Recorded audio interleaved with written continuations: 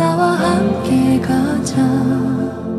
너의 근심은 모두 이제 내려놓고 나의 평안을 내게 모두 주었노라. 그 무엇도 비길 수 없네. 주의 사랑을 입어 살아가네. 주의 평안이 내게 있네. 주의 사랑을 입어 살아가네. 주의 평안이 내게 있네.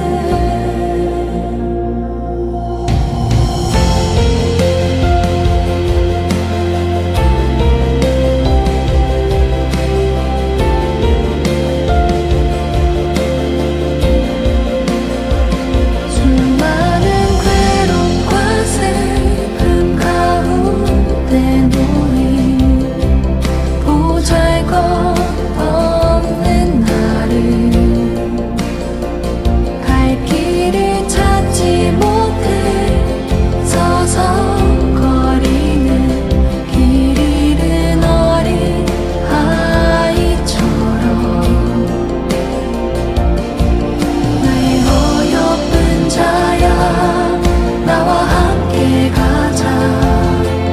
너의 근심은 모두 이제 내려놓고 나의 평안을 내게 모두 주었노라. 그 무엇도 비길 수 없네. 주의 사랑을 입어 살아가네. 주의 평안이 내게 있네. 주의 사랑을 입어 살아가네. 주의 평안이 내게 있네. 주의 사랑을 입어 살아가네. 주의 평안이 내게 있네. 주의 사랑을 입어 살아가네. 주의 평안이 내게 있네.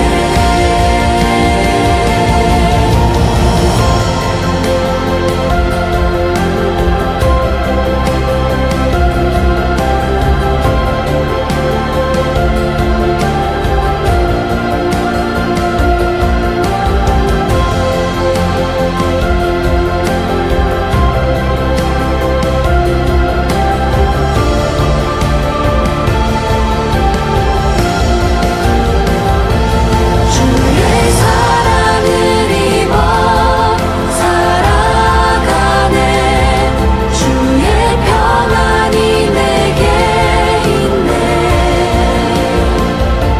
주의 사랑을 입어 살아가네. 주의 평안이 내게 있네.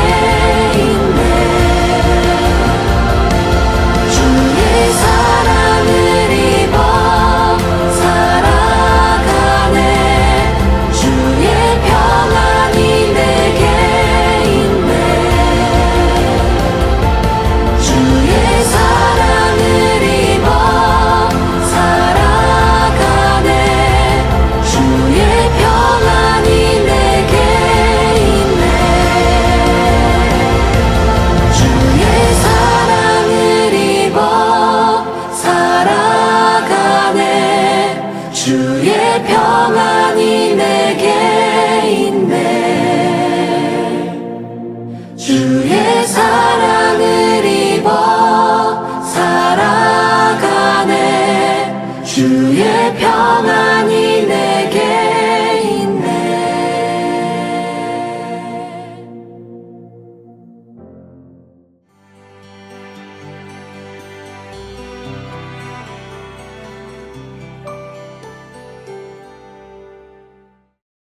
우리 함께 하나님의 말씀을 같이 읽겠습니다. 고린도전서 12장 12절부터 31절 말씀입니다. 몸은 하나이지만 많은 지체가 있고 몸의 지체는 많지만 그들이 모두 한 몸이듯이 그리스도도 그러하십니다. 우리는 유대 사람이든지 그리스 사람이든지 종이든지 자유인이든지 모두 한 성령으로 세례를 받아서 한 몸이 되었고 또 모두 한 성령을 마시게 되었습니다. 몸은 하나의 지체로 되어 있는 것이 아니라 여러 지체로 되어 있습니다. 발이 말하기를 나는 손이 아니니까 몸에 속한 것이 아니다 한다고 해서 발이 몸에 속하지 않은 것이 아닙니다. 또 귀가 말하기를 나는 눈이 아니니까 몸에 속한 것이 아니다 한다고 해서 귀가 몸에 속하지 않은 것이 아닙니다. 온 몸이 다 눈이라면 어떻게 듣겠습니까? 또 온 몸이 다 귀라면 어떻게 냄새를 맡겠습니까? 그런데 실은 하나님께서는 원하시는 대로 우리 몸에다가 각각 다른 여러 지체를 두셨습니다. 전체가 하나의 지체로 되어 있다고 하면 몸은 어디에 있습니까? 그런데 실은 지체는 여럿이지만 몸은 하나입니다. 그러므로 눈이 손에게 말하기를 너는 내게 쓸데가 없다 할 수가 없고 머리가 발에게 말하기를 너는 내게 쓸데가 없다 할 수 없습니다. 그뿐 아니라 몸의 지체 가운데서 비교적 더 약하게 보이는 지체들이 오히려 더 요긴합니다. 그리고 우리가 덜 명예스러운 것으로 여기는 지체들에게 더욱 풍성한 명예를 덧입히고 볼품없는 지체들을 더욱더 아름답게 꾸며줍니다. 그러나 아름다운 지체들은 그럴 필요가 없습니다. 하나님께서는 몸을 골고루 짜 맞추셔서 모자라는 지체에게 더 풍성한 명예를 주셨습니다. 그래서 몸에 분열이 생기지 않게 하시고 지체들이 서로 같이 걱정하게 하셨습니다. 한 지체가 고통을 당하면 모든 지체가 함께 고통을 당합니다. 한 지체가 영광을 받으면 모든 지체가 함께 기뻐합니다. 여러분은 그리스도의 몸이요 따로따로는 지체들입니다. 하나님께서 교회 안에 몇몇 일꾼을 세우셨습니다. 그들은 첫째는 사도요, 둘째는 예언자요, 셋째는 교사요, 다음은 기적을 행하는 사람이요, 다음은 병 고치는 은사를 받은 사람이요, 남을 도와주는 사람이요, 관리하는 사람이요, 여러 가지 방언으로 말하는 사람입니다. 그러니 모두가 사도이겠습니까? 모두가 예언자이겠습니까? 모두가 교사이겠습니까? 모두가 기적을 행하는 사람이겠습니까? 모두가 병 고치는 은사를 받은 사람이겠습니까? 모두가 방언을 말하는 사람이겠습니까? 모두가 통역을 말하는 사람이겠습니까? 그러나 여러분은 더 큰 은사를 열심히 구하십시오. 이제 내가 가장 좋은 길을 여러분에게 보여드리겠습니다. 아멘. 사도 바울은 다양한 은사의 각기 고유한 다양한 가치에 대하여 아주 긴 설명을 이어갑니다. 그만큼 너무나 중요한 문제라는 뜻이죠. 이 내용은 단순히 은사에 관한 내용이 아니라 교회에 대한 매우 중요한 가르침이기도 합니다. 이것은 7절에서 각 사람에게 성령을 나타내 주시는 것은 공동 이익을 위한 것입니다 라고 말씀하셨듯이 성령은 기본적으로 공동체의 영, 교회의 영이기 때문입니다. 그래서 성령과 공동체는 뗄래야 뗄 수 없는 관계입니다. 먼저 12절에서 14절 보면요. 하나님은 우리가 다양하지만 하나이고 한 몸이지만 또 각각이 다르다라는 기본 진리를 몸의 지체의 비유를 가지고 가르쳐 주십니다. 12절 보면요. 몸은 하나이지만 많은 지체가 있고 몸의 지체는 많지만 그들이 모두 한 몸이듯이 그리스도도 그러하십니다. 14절도 보면요. 몸은 하나의 지체로 되어 있는 것이 아니라 여러 지체로 되어 있습니다. 라고 말씀합니다. 몸은 전체로 하나입니다. 한 몸입니다. 그러나 한 몸 안에는 수많은 지체들이 있습니다. 그 지체들은 생김새도 쓰임새도 다 다릅니다. 그런데 그런 다양함이 뭉쳐서 건강한 한 신체, 몸을 형성하는 것이죠. 그러니까 건강한 신체의 필수 조건은 다양한 지체가 제각각 건강하게 붙어 있고 제대로 기능하는 것에 있는 겁니다. 이것은 그리스도의 몸인 교회도 동일하다라고 주님 말씀합니다. 13절에 우리는 유대 사람이든지 그리스 사람이든지 종이든지 자유인이든지 모두 한 성령으로 세례를 받아서 한 몸이 되었고 또 모두 한 성령을 마시게 되었습니다. 고린도 교회 안에는 다양한 사람들이 있었습니다. 유대 사람, 그리스 사람 등 인종도 다양했고요. 종과 자유인처럼 신분도 달랐습니다. 오늘 우리에게는 잘 와닿지 않을 텐데 당시 로마 사회의 풍토로 본다면 도무지 합할 수 없는 너무나도 이질적인 조합들의 모임이었습니다. 그래서 불편할 수도 있었을 것입니다. 어쩌면 유대 사람만의 교회, 그리스 사람만의 교회, 종들만의 교회, 자유인들만의 교회로 따로따로 한번 모이자 그런 말이 나와도 이상하지 않을 정도로 그야말로 물과 기름이 섞여야 하는 것과 같은 이질적인 조합이었습니다. 그런데 참 신기하게도요. 성경에 보면 적어도 이렇게 따로따로 뭐 하자 이런 불평과 시도들은 찾아볼 수가 없는 것 같아요. 그것은 그만큼 비록 이질적이고 너무 다르기는 하지만 그러나 초대교회 안에는 그래도 우리는 한 형제자매다라는 기본의식이 뿌리를 내리고 있지 않았나 싶습니다. 13절에서 바울은 교회는 한 몸이라고 강조를 합니다. 왜 한 몸이냐? 한 성령으로 세례를 받아 한 몸이 되었기 때문에 그래서 한 성령으로 함께 호흡하고 있기 때문에 한 몸이라는 것입니다. 성령은 이질적이고 다양한 사람들을 한 몸이 되게 하시는 분이십니다. 그 다음에 사도 바울은 강조하여 여러 가지를 또 가르쳐 주시는 교훈이 있는데요. 15절부터 24절에 보면 사도 바울은 몸의 비유를 좀 더 구체적으로 들면서 그리스도의 몸인 교회의 성격을 아주 명확하게 설명해 줍니다. 지체에는 우열이 없으며 모두가 소중하다라는 것이죠. 먼저 15절에서 20절을 보면 다시 보면요. 다시 한 몸 안의 지체의 다양함에 대해서 설명하는데 그리고 그 다양함을 통해서 온전한 하나됨을 이루는 신비에 대해 말씀하시는데요. 18절과 20절을 읽어보면 그런데 실은 하나님께서는 원하시는 대로 우리 몸에다가 각각 다른 여러 지체를 두셨습니다. 또 그런데 실은 지체는 여럿이지만 몸은 하나입니다.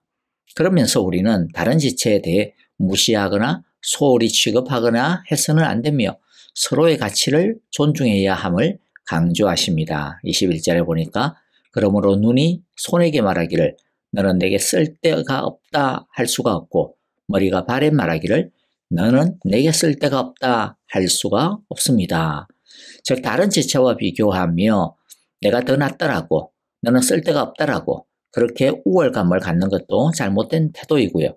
반대로 다른 지체와 비교해서 나는 왜 이렇게 못났지? 라고 하면서 낙심하고 자기 비하에 빠지는 것도 교만한 죄와 똑같이 잘못된 태도입니다. 둘 다 그리스도의 몸을 이해하지 못한 것이며 더 나아가 그리스도의 몸을 욕되게 하는 것입니다. 어느 지체가 더 중요하다라고 함부로 판단해서는 안 됩니다. 과연 눈이 손보다 더 중요할까요? 머리가 발보다 더 중요할까요? 우월을 따질 수가 없습니다. 모두가 소중합니다. 모두가 각기 제 역할이 있을 뿐입니다.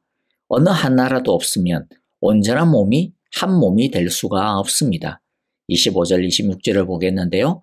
그래서 몸에 분열이 생기지 않게 하시고 지체들이 서로 같이 걱정하게 하셨습니다.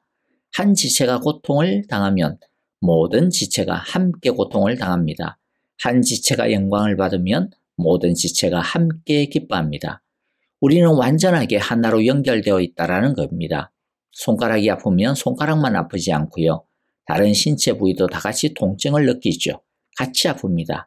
왜입니까? 한 몸이니까요. 교회가 평안하고 건강하게 성장하는 동안에는 그 속에 있는 모두가 함께 기쁘게 신앙생활을 하고 또 잘 자랍니다. 뭐 내가 잘한 것도 아닌데도 나 어느 교회 다녀 이러면 사람들이 좋겠네 믿음 좀 시겠네요. 참 행복하시겠어요. 이런 반응을 하시죠. 그냥 덩달아 내가 영광을 받는 겁니다. 한 몸이기 때문이죠. 하지만 교회 안에 분란이 생기고 다툼이 일어나고 분쟁이 번지기 시작하면 나는 그 분쟁의 당사자가 아닌데도 불구하고 어느 누구도 그 피해를 피해갈 수 있는 사람은 아무도 없습니다. 나는 이 편도 저 편도 아니야. 나 몰라. 나는 그냥 조용히 하나님만 바라보고 나 혼자 조용히 신앙생활 할 거야. 라고 말하지만 그러나 아무도 조용히 신앙생활을 할 수가 없습니다. 그 영향을 받지 않을 수가 없기 때문이죠. 결국에는 함께 병들게 되고 피폐해지게 됩니다. 왜입니까? 한 몸이기 때문입니다. 그러므로 우리는 서로 보호해주고 세워줘야 합니다. 다른 지체가 평안하고 건강하고 영광받는 것이 결국에는 내가 평안하고 건강하고 영광받는 것과 동일합니다. 그래서 우리는 서로 다른 사람이 잘 되도록 돕고 섬겨야 합니다. 그것이 결국은 우리 모두가 다 잘 되는 길이기 때문입니다.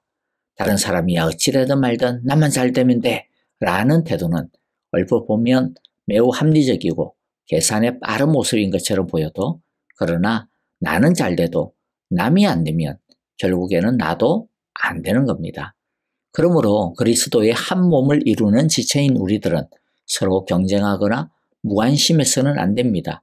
우리는 서로 사랑으로 보완하고 섬겨서 다른 사람을 잘되게 해주어야 합니다.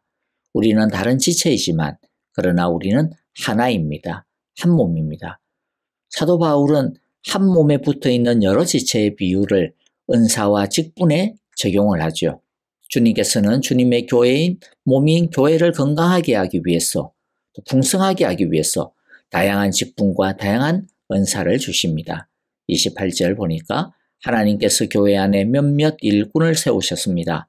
그들은 첫째는 사도요, 둘째는 예언자요, 셋째는 교사요, 다음은 기적을 행하는 사람이요, 다음은 병 고치는 은사를 받은 사람이요, 남을 도와주는 사람이요, 관리하는 사람이요, 여러 가지 방언으로 말하는 사람입니다. 자, 여기서 첫째, 둘째, 셋째, 그리고 다음은 이렇게 붙였다고 해가지고요, 무슨 중요한 순서를 갖다가 이야기하는 것이 아니고 그냥 구분 짓기 위한 번호입니다. 사도는 12 제자와 사도 바울을 가리키고요, 예언자는 여러 지역을 순회하면서 말씀을 전하는 사람들을 의미하고, 교사는 오늘날 목회자에 해당이 됩니다. 하나님께서는 이와 같은 직분을 세우시고 또 그 외에도 또 다양한 은사를 가진 직분을 세우셨습니다.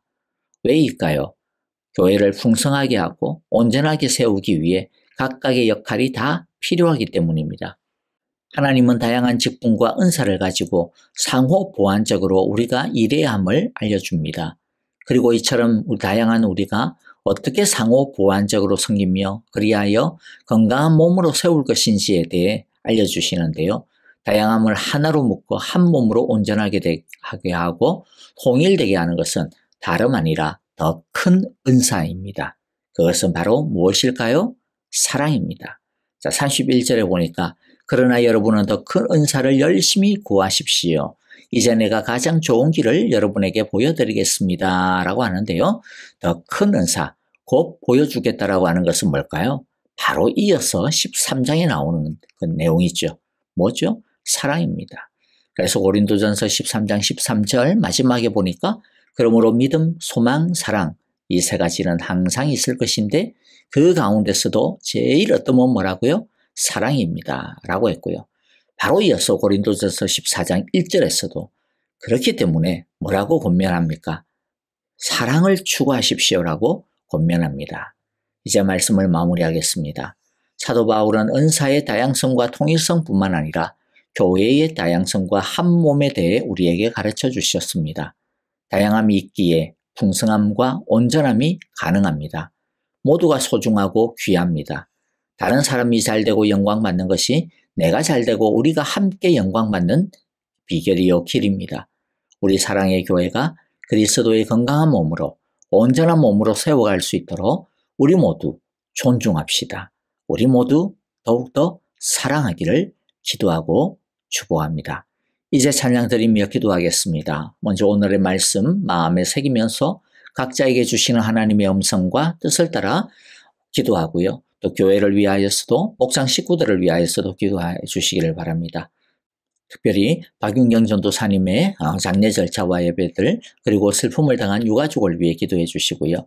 아프신 성도님들 기억하시면서 기도 부탁합니다. 정계자 전도사님, 박옥자, 왕여홍 권사님, 오영자 권사님, 이두상 집사님, 조창준 장로님, 이 소담자매 모든 분들의 쾌유와 회복을 위해, 또 양노원과 또 연로하신 어르신들의 평안함과 건강을 위해서 기도해 주시고요. 우크라이나의 평화를 위하여 또 사역하시는 전만규, 김미정 선교사님, 여러 필요들을 주님께서 채우소서 도우소서 기도해 주시고요. 우리 목장 선교사님들 기억하시면서 주님 영육간의 모든 것들을 채우시며 말씀의 능력 더하여 주소서라고 함께 기도하겠습니다.